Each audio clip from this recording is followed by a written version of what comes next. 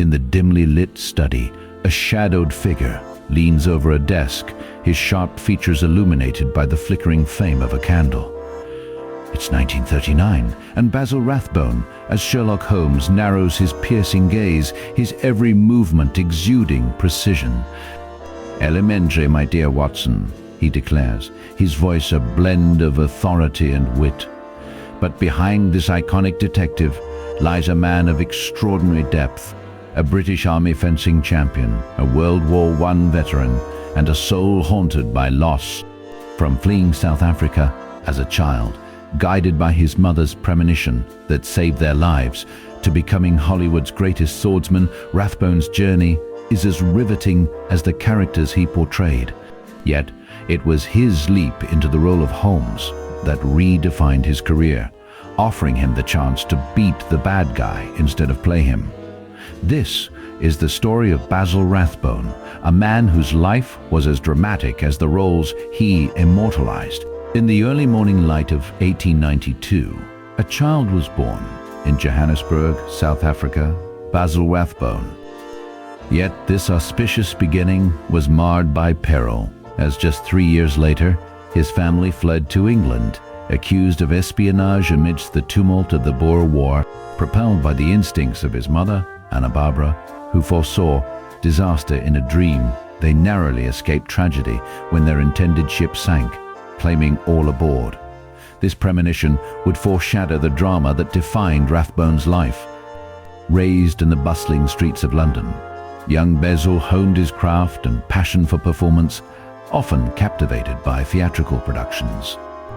His first foray into acting came at the age of 20 in the play The House of Glass, igniting a flame that would soon blaze across the silver screen. The early 1920s found Rathbone treading the boards of the West End, where he dazzled audiences with his striking presence and potent performances. His talent was undeniable, but it was Hollywood that awaited him, beckoning with promises of fame and fortune. In 1925, he made his film debut in The Lady of the Lake, yet it was his portrayal of Tybalt in the 1936 adaptation of Romeo and Juliet that truly marked his arrival in Tinseltown, earning him an Academy Award nomination. A master swordsman, Rathbone dazzled with his fencing prowess, a skill that would become a cornerstone of his cinematic identity. Yet, despite his heroics on screen, he frequently found himself cast as the villain, leading to a yearning for roles that allowed him to embody the heroic instead. Then came the iconic role of Sherlock Holmes. With each detective story, Rathbone transformed the character into a cultural icon, swinging the pendulum from villainy to valor, and for the first time, he relished the thrill of vanquishing foes as Holmes. Over 14 films and countless radio plays, he became the definitive embodiment of Arthur Conan Doyle's beloved detective, even as the mantle grew weary by 1946. Rathbone's journey from an exiled son to a cinematic titan embodies a life of talent and resilience, forever intertwined with the shadows of his past. As the shadows of the 1930s and 1940s enveloped Hollywood, Basil Rathbone emerged as a towering figure, his sharp features and piercing gaze becoming synonymous with both villainy and heroism. His journey to the peak of fame was as dramatic as the roles he embodied. Rathbone, a man of extraordinary talent and discipline, was not merely an actor but a master of his craft, a British Army fencing champion whose skill with the sword was unmatched in Hollywood. His duels, whether as Tybalt in Romeo and Juliet, 1936, for which he earned an Oscar nomination, or as Captain Esteban Pascual in The Mark of Zorro, 1940, were not just fights, but ballets of precision and grace. His final on-screen duel, at the age of 63, in The Court Jester, 1955, remains a testament to his enduring prowess, hailed by some as the greatest sword fight ever filmed. Yet, it was his portrayal of Sherlock Holmes that cemented his legacy. Rathbone, weary of being typecast as the villain, leapt at the chance to play the legendary detective, a role he would embody in 14 films and over 200 radio plays. "For once, I got to beat the bad guy instead of play him," he remarked, his voice tinged with both relief and triumph. But by 1946, the weight of the role became too much and he stepped away, returning to the Broadway stage. His partnership with Nigel Bruce, who played Dr. Watson, was a cornerstone of his career, and Bruce's sudden passing left a void Rathbone never fully recovered from. Beyond the screen, Rathbone's life was marked by bravery and tragedy. He fought in the British Army during World War I, earning the Military Cross for his valor. His distant cousin, Major Henry Rathbone, was a haunting figure in history, present at President Lincoln's assassination and later succumbing to madness. Yet, it was Rathbone's own near escape from tragedy that underscored his destiny. As a child, his mother's premonition saved their family from a doomed ship, a story that seemed to foreshadow his own ability to navigate the perilous waters of fame. Basil Rathbone's peak of fame was not just a moment, but an era, a time when his name was synonymous with excellence, whether he was wielding a sword or a magnifying glass. His legacy endures not just in the films he left behind, but in the hearts of those who remember him as the greatest Sherlock Holmes, the finest swordsman, and a man whose life was as captivating as the characters he portrayed. As the 1950s dawned, the once luminous star of Basil Rathbone began to dim, fading into the twilight of a changing Hollywood. The man who had captivated audiences with his razor-sharp wit and unmatched swordsmanship now found himself adrift in an industry that had moved on. Rathbone, a master of villainy, had been typecast for so long that even his iconic portrayal of Sherlock Holmes, a role he had embraced with fervor, had become a shackle. By 1946, after 14 films and over 200 radio plays as the great detective, Rathbone could no longer bear the weight of the deerstalker cap. He walked away from the series, seeking refuge on the Broadway stage, a place where he could reclaim his identity beyond Holmes.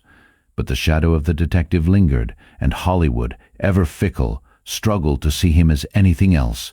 The loss of his close associate, Nigel Bruce, in 1953, dealt Rathbone a personal blow from which he never fully recovered. Bruce, his Watson, had been more than a co-star. He was a friend, a partner in crime-solving, and a bridge to a time when Rathbone's career was at its zenith. Without him, the world of Holmes felt hollow, and Rathbone's own world grew quieter. His final sword fight, filmed in 1955 at the age of 63, was a testament to his enduring skill. In The Court Jester, Rathbone faced off against Danny Kaye in a duel that some still consider the greatest ever captured on film. Yet even this triumph felt like a swan song, a final flourish before the curtain fell. The industry was shifting, embracing new faces and new stories, leaving Rathbone's classical style behind. By the 1960s, the man who had once been Hollywood's greatest swordsman, the villain audiences loved to hate, was a relic of a bygone era. His disappearance from the spotlight was not sudden but gradual, a slow fade into obscurity. Basil Rathbone, the British Army fencing champion, the Oscar nominee, the Military Cross recipient, retreated into the shadows, his legacy preserved only in the films and memories of a time when he was the undisputed master of his craft. Beyond the silver screen, Basil Rathbone's life was a tapestry of intrigue, loss, and resilience. Born in Johannesburg in 1892, his childhood was marked by upheaval. At just 3 years old, his family fled South Africa after his father was accused of espionage by the Boers, a perilous escape that foreshadowed the dramatic twists of his own life. But fate intervened in a way that seemed almost scripted. When Rathbone was 4, his mother, Anna Barbara, had a premonition, a vivid dream that the ship they were booked on would sink in the Bay of Biscay. She insisted they change their passage, and the original vessel indeed went down with all souls lost. This brush with destiny left an indelible mark on the young Rathbone, who grew up a firm believer in the unseen forces of ESP. His personal life was as complex as his on-screen personas. A British Army fencing champion and a Military Cross recipient for his bravery during World War I, Rathbone's physical prowess was unmatched. Yet it was his typecasting as a villain that haunted him.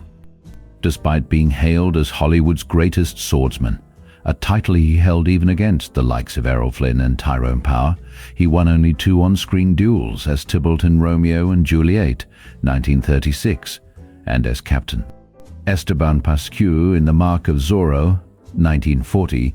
His final duel, at age 63 in The Court Jester, 1955, is still celebrated as one of cinema's finest. But it was his portrayal of Sherlock Holmes that defined him, a role he embraced initially as a chance to beat the bad guy instead of play him. By 1946, however, the character had become a shackle. After 14 films and over 200 radio plays, he walked away, seeking refuge on Broadway. The loss of his close associate, Nigel Bruce, left him devastated, a wound he carried until his dying day. Rathbone's lineage added another layer of drama. He was a distant cousin of Major Henry Rathbone, who was present at Abraham Lincoln's assassination and later succumbed to madness, murdering his wife in 1883. Basil Rathbone's life was a mosaic of triumph and tragedy, a man who faced both the spotlight and the shadows with unwavering resolve. As the curtain fell on the 1950s, Basil Rathbone, once the embodiment of Hollywood's most cunning villains and the definitive Sherlock Holmes, found himself in the quiet shadows of a changing industry. His final years were a testament to a life lived with extraordinary depth and resilience. By the late 1950s, Rathbone's on-screen appearances had grown sparse, but his legacy was far from forgotten. At 63, he delivered what many consider the greatest sword fight ever filmed, a dazzling duel with Danny Kaye in The Court Jester, 1955. It was a final, triumphant reminder of his unparalleled skill, a skill honed since his days as the British Army fencing champion and showcased in classics like Romeo and Juliet, 1936, and The Mark of Zorro, 1940. Yet, it was his portrayal of Sherlock Holmes that defined his career. Rathbone had played the detective in 14 films and over 200 radio plays, a role he initially embraced as a chance to beat the bad guy instead of play him. But by 1946, the character had become a cage. Exhausted by typecasting, he walked away from the series, returning to Broadway in search of new challenges. The loss of his close associate, Nigel Bruce, in 1953, left a wound that never fully healed. Rathbone's personal life, marked by upheaval from his earliest days, including a miraculous escape from a doomed ship in 1895, foretold by his mother's premonition, had prepared him for adversity. But this grief lingered until his final breath. On July 21, 1967, Basil Rathbone passed away at 75, leaving behind a legacy that transcended his roles.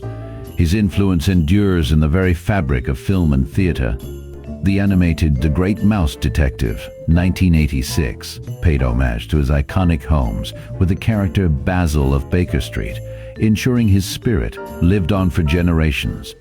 Rathbone's life was a tapestry of triumph and tragedy, a man who faced war, loss, and the fickle nature of fame with unwavering grace. From the battlefields of World War I, where he earned the Military Cross, to the stages and sound stages of Hollywood, he was a master of his craft. In the end, it was not the villains he played, but the heroes he became both on screen and in life that cemented his place in history. Basil Rathbone may have faded from the spotlight, but his legacy remains as sharp and enduring as the blade he wielded with such precision. As the final curtain falls on the life of Basil Rathbone, we are left to marvel at a legacy etched in cinematic history. From the shadows of Johannesburg to the bright lights of Hollywood, Rathbone's journey was as dramatic as the roles he embodied.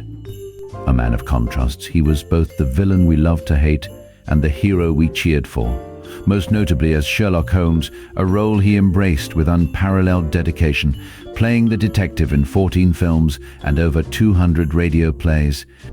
Yet it was his mastery of the sword, honed in the British Army and crowned with the title of fencing champion, that cemented his legend. Rathbone's life was a tapestry of resilience, surviving a shipwreck, foretold by his mother's premonition, enduring the trenches of World War I, and grappling with the loss of his dear friend, Nigel Bruce.